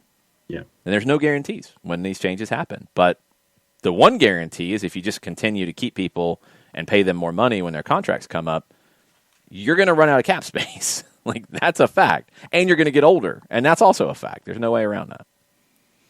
Go ahead. No, I was just going to say that's the key when you're in a cap league is you're looking to make sure that you don't hold on to players too long. And if they're at a cap number that handcuffs you financially, there are, pick a team that's having issues right now in your sport that's got a salary cap. I mean, we see it in the National Basketball Association a lot. We see it in the National Hockey League a lot, in the NFL. I mean, look at what you're seeing with the Atlanta Falcons tied to a quarterback and a wide receiver, and how you're having to reconstruct things around those large cap numbers. And if you're in a front office, what you try to do is make sure that you don't hang on to someone too late. You want to try to maximize that asset and try to get some kind of a return on it so you can continue to reinvest and can continue to be successful in that regard. But there are plenty of examples out there in professional sports with salary cap leagues where you're hanging on to veterans too long, you don't give them the support that they need, and the franchise isn't as successful as you'd like for them to be. With these moves with Atlanta United, what they've been able to do is maximize that asset, get a lot of assets in return, and continue to reinvest and build, and that's what you're looking for. Yeah, it's critical in a cap league. Like, the paradigm is different, and the way you strategize is different in building the team because of that. So it's a challenge. Rashad Morton on Heineman says he's hesitant to assist on the attack. It is something that's not just Heineman. It's been Heineman, it's been Barco, it's been that second line of not just charging in. And that's okay if there isn't a plan here to not have, like we talked about earlier with the second wave, if it is Joseph and one or two go, and then there is a dedicated second line at the top of the 18 to deal with a half clearance, to deal with a deflection. Okay, that can work. If Heineman's part of that second wave, okay, cool. There needs to be somebody else in the first wave. It can't just be try to play to Joseph and then everybody else is behind him. You do need more numbers inside the 18 on these crosses, but you also need that second line as well. That's going to be critical. Shiva wants me to try to describe Mike Conti's emotions after the goal in one word. I don't have a word for that. What I would probably do is take, you know how folks will just sit there and they'll tweet a bunch of consonants in all caps and just take up all 240 characters? Mm-hmm. I think that's it. It was something. Short time remaining. Atlanta United again trying to attack down the left wing. Sosa at center circle. Back to the left, Bello. Bello around his man. Sends it ahead now to Jake Mulroney. Left attacking third. Mulroney, side of the 18. Mulroney, cross, header, score!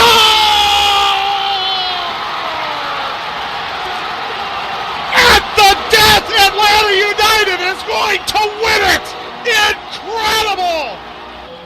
Marcelino Moreno hits the back post, and instead of spinning out, it spins in. And Atlanta United at the death has stolen 3 points. Incredible. It was very cool that That's awesome. John Freeman of Nashville's radio team was listening. First, he was listening to our pregame while he was driving to the stadium because they were out in RSL. They had the later game. And then their pregame was short, and we finished before they went on. So he was listening on SiriusXM FC to our match. And after the goal, he immediately sent me a message like, send me a clip so I can use it in our halftime show. So we clipped it really fast and got it over to him. John's awesome. We'll be talking to him here coming up either on Countdown to Kickoff or on SDH before Atlanta and Nashville play. But I don't have a description of Mike's emotions. It was, I mean, you can hear it in his voice, the intensity of that. And that's, I think it was that meaningful, you know? I mean, I jumped in the air. I don't think I've done that. I actually didn't squeal this time, but I jumped in the air when the cross was coming to Moreno, because I zeroed in on the first touch from Bello, and I think I said something about that immediately. And then Mulroney takes off, and I'm zeroing in on Mulroney. I wasn't looking to the middle because I wasn't sure if Mulroney was going to get the cross off. And we didn't know how much time either. This was another weird element for us in that. For some reason, the clock on the TV broadcast, which we had the monitor, stopped. It didn't continue ticking down to the 4 minutes. And we didn't know that was going to happen, so we weren't timing it. So we didn't know. We knew it was like almost at the very end, but we didn't know exactly. So I'm zeroed in on Mulroney. I'm not looking to see who's available. Cross comes in. I see it's back, not at goal. It's back a little bit. And when Moreno made contact, and I see where it's going because we have the perfect angle on that, looking at it from behind it. Like, it's almost like me looking straight at that post that it comes off of. Moreno was right in between it. So when he headed it, I knew it had beat Diop, and I was really hoping it was going to be on the right side of the post. So I jumped in the air at that point. That was a new one for me. I hadn't had that reaction yet. So I jumped in midair, and Mike was very forceful with his call. I thought it was great. Chris Hutchison, in our current discussion, is asking, how does our player turnover of the last couple of years compare to that of the rest of MLS? I'd have to go through. I don't know year to year, and it's a little hard because starting a team at one time means all of your contracts are starting at the same time rather than being staggered over a period of time. What I'd want to do is go back and look at Orlando and NYC and their roster movement after year 3, after 17. They also weren't as successful, so maybe they did things a little bit differently because of that. LAFC, after this year. Well, last year kind of, but then, you're dealing with COVID, so it gets a little weird. Like, has it been maybe a little bit more aggressive? Yeah, because I think they've tried to maintain the top spot maybe a little more aggressively. But there's going to be movement. It's just how much can you handle and how much cap space do you have and what's your situation? Because it's hard to compare team to team because every team has different situations that emerge. I'd have to go back and look at it. It's been a good bit. This year especially, like last year I wasn't as surprised by. This year I was surprised at how much we saw. I think it's been really creative. I think it's been good additions to the roster this year. It's young, but I think it's going to pay off in the long run. Caught up on Twitter. What's going on Twitch? All right. We are about to be done because we have soccer over there this evening, and we'll get into more stuff. Lots of back and forth. People liking Dom, people not liking Dom. Johannes is yelling, "Incredible!" There's a T-shirt right there. Jason Nick said, "Goosebumps." Yeah, that's what it was. Yeah, I did have goosebumps. That is absolutely true. Ms. Anna says, who needs Andres Cantor when you've got Mike Conti? I have not heard the La Mejor call, Ricky. I have not heard it. That would be cool. Yeah.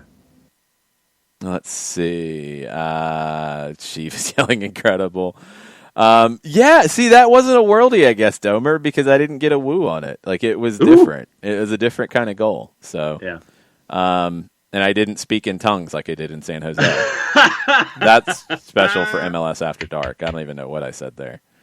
Badger says, glad I'm fully vaccinated. Got hugged by lots of strangers after that goal. Yeah, Alex Pacine, that's different. I don't know why they did that. And Dunga asks as well, like the clock thing on the TV side. They haven't done that. And like most TV doesn't do that. I don't know why that happened that time. I'm assuming it was a mistake somewhere. So I think it probably won't be a consistent thing. I don't remember it on their other broadcasts. It's not what national TV does. You have the stoppage time up there, but you don't stop the clock. I'm assuming there was a mistake somewhere, but yeah, it definitely caught us all by surprise. Mizzano says there was a cross that Joseph tried to head it, and it just came off target. Joseph didn't get all of it, and he knew that was his chance. He was upset, and that's what you want to see from your forward. He's getting back to top form, and when he does, watch out. Absolutely. There were a couple. I think there were 2 that I thought he should have done better with. No update on Alan Franco yet, Uncle. Probably won't hear anything till Friday when Gabriel Heinze speaks to the media. I'm assuming that he won't want anything coming out on that because of the tactical possibilities. If Franco's healthy and you can play Robinson, Walks, and Franco and play Sosa further up the field in the midfield, that's a little bit different preparation. If it's Sosa dropping back and it's Ibarra, then that's going to make the team look a little different. So I think he'll keep that under wraps until Friday, and he might not even give you a clear answer on Friday, and it might be a little bit of a guessing game going into Sunday. Yes, Abby Joseph hugging the post. Yeah, I saw that. I had flashbacks. Let's see. Ricky's trying to figure out what I said in San Jose. I think I said the word winner. I think I Yeah. was trying to say something about the winner or whatever, and I was out of my mind. It was very late, and it'd been a long day, so it made no sense. Uncle, I'm with you. I'd love to see all three designated players in the starting 11 here very, very soon. Alex, I have seen that. Dave Williamson, our good friend Dave, with a great shot at Joseph with his head against the post. He absolutely nailed that shot. It was a fun one Saturday night. I enjoyed the match just as a fan, trying to be neutral about the match itself. I enjoyed it. It was a kind of a thinking sort of match. That was cool. You had a special moment at the end. I hope it is a launching pad for this team. I hope that it can boost them going into a really tough match in Seattle, the best team in the league so far. And we'll talk about that all week. We'll probably talk a little bit about it on Soccer Over There tonight, but we'll probably talk a lot about Cristiano Ronaldo's car collection, and we'll talk about what's going on in South America, and we'll talk about the championship playoffs today, and we'll talk about the Premier League coming down to the wire for who's going into the Champions League and who's going into the UEFA Conference League. And we'll talk about La Liga and Liga and everything else going on. Serie A, can Juventus qualify for the Champions League, et cetera, et cetera, et cetera. 7 o'clock tonight, Soccer Over There on Twitch, on the app. Thanks for hanging out with us. Thanks for all the reactions. We'll be back in a little while. Much plot, y'all. Much plot, y'all.